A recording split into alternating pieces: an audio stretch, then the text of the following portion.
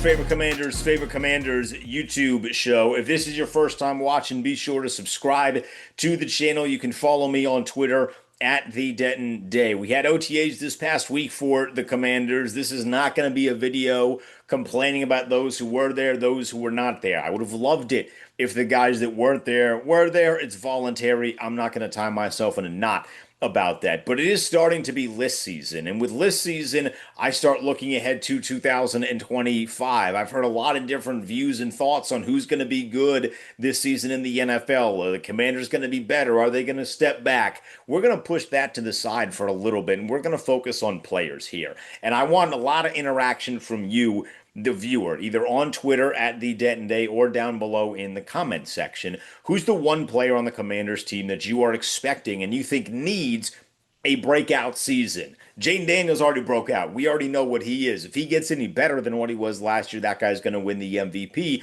but we know what he is. I want a guy that is maybe a little out of left field that you think is going to have or is in desperate need of a breakout season.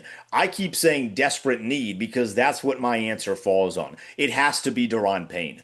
Daron Payne needs to break out the way that he did when a contract was on the line. It's list season, as I mentioned, and Pro Football Focus did a list of the 32 best interior defenders, and Daron Payne is not on the list. Now, say whatever you want about Pro Football Focus. I understand that they are polarizing, but to not even be on the list, you're the 10th highest paid player at your position in the entire NFL. You're not even on the list. You know who was on the list? John Allen was on the list.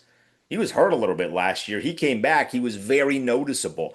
I do think that Daron Payne played well in the postseason, and I can't just judge an interior defensive guy based off of sacks. I understand how the position works. There's some responsibilities that maybe don't show up on the stat sheet. And it's clear that this organization thinks he did that at least remotely well because he's still here.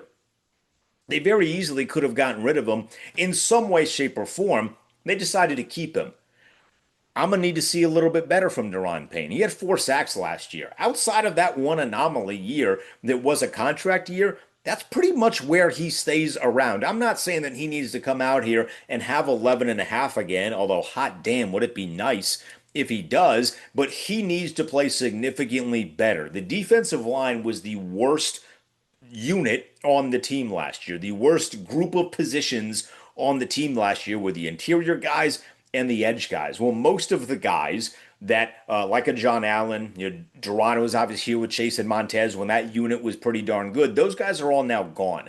Daron Payne is very much the veteran of the group. You bring back some of the guys from last year. Obviously, Dorrance Armstrong is still around because he was on a multi-year deal. You bring back Cleveland Farrell, but Dante Fowler's gone. Right? Some of the other guys that occupied those positions, they're gone. You bring in a bunch of other guys like a Javon Kinlaw, Johnny Newton's here for another season, but Daron Payne is the veteran of the group. He should be the guy that is taking the onus and being the one that dominates. I need him to have a dominating season this year. You need him to have a dominating season this year. If he plays substantially better than what he did in 2024, guess what? The defense is going to get better than they were in 2024. If he starts to beat some double teams that were thrown his way, the defense is going to get better. If he stops the run, if he gets after the quarterback, it's not the most important position, defensive tackle certainly, but seeing as he is the highest paid player on that group by a pretty wide margin, even if they overpaid, at least now, for Javon Kinlaw,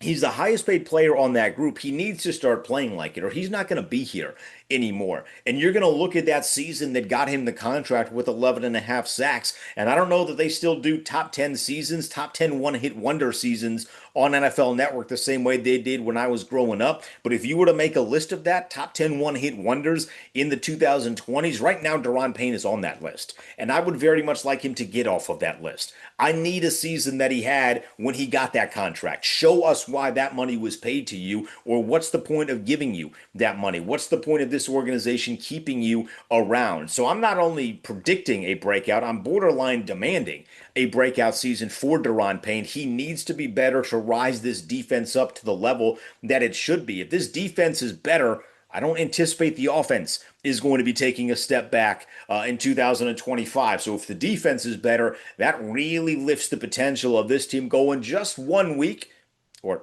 2 weeks in actuality, but 2 weeks further, 1 week in the actual seasonal calendar, 2 weeks in the real calendar, just 1 week further, one game further, and potentially playing for the biggest prize of them all. And we would have been partying in New Orleans, and we'll be partying in San Francisco and down on Independence and Constitution. I need Deron Payne to play much, much better, be the superstar that we have seen glimpses of him being. And if somebody needs to get in this man's head a little bit, hire some sort of sports psychiatrist to convince him that this is a contract year. If that's what you got to do, go ahead and do that.